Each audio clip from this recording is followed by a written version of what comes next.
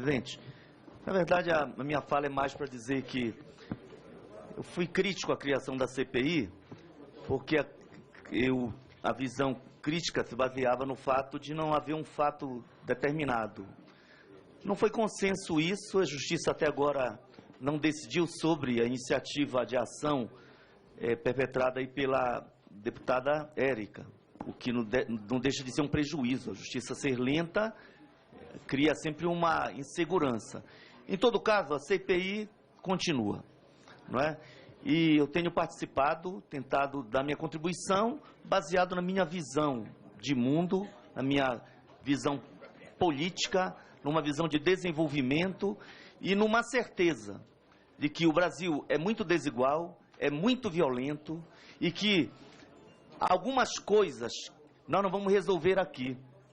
Esse espaço expressa a luta de classes, interesses de alguns que são ricos, detentores de terra, e de muitos que sofrem violência por não ter o direito à terra, por não ter direito ao trabalho e por serem vítimas da violência física muitas vezes. Mas o que eu quero, não quero trazer para cá esse nível de debate. Eu creio assim, que a convocação do senhor Aristides para cá, ela poderia cumprir um papel positivo até, mesmo crítico, ao objeto da nossa CPI. E eu quero confessar a Vossas Excelências que eu cheguei a pensar um pouco na linha do Marcon, que o Aristides viria e diria, olha, houve uma emoção, isso aqui eu sustento, a reforma agrária é necessária, os acampamentos devem continuar, mas houve excesso em certas palavras que foram entendidas da forma, no momento de crise, as palavras ganham uma força diferente até muitas vezes do que ganharia em outro momento. E nós sabemos do que estamos falando. Nós estamos falando de gente de bem, pai de família, trabalhador, liderança de camponeses. Não estamos falando de bandidos. No entanto, nós podemos querer transformar aqui num tribunal de exceção e já julgar alguém com a representatividade social que tem como se fosse um bandido, um criminoso. Nós sabemos que há cerca de 200 deputados que respondem a processo e não são bandidos, até que a Justiça decida se são ou não, correto? Nós sabemos, não, porque para a gente ter mesmo peso e mesma medida.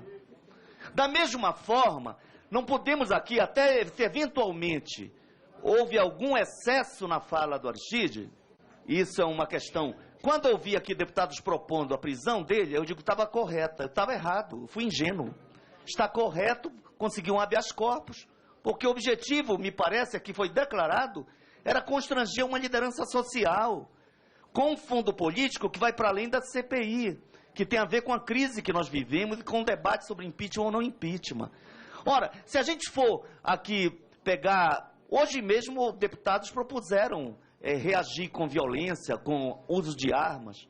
Mas nós tivemos, na semana passada, 2 sem terra-mortos. No ano passado, 138 indígenas assassinados. Além dos 135 que se suicidaram por causa da violência, a ocupação das suas terras, os capangas entrando, ameaçando. Concluir, deputado, concluir. Vou concluindo. Da mesma forma, 20 anos atrás, eu sou do Pará, foi com muita tristeza que vi. Por lutar pela reforma agrária e ocupar uma via, a polícia, ao invés de se preparar com os equipamentos corretos, foi com o peito aberto e acabou havendo aquela desgraça, 19 sem terras mortas. Já excedeu mais de 1 minuto ao seu tempo.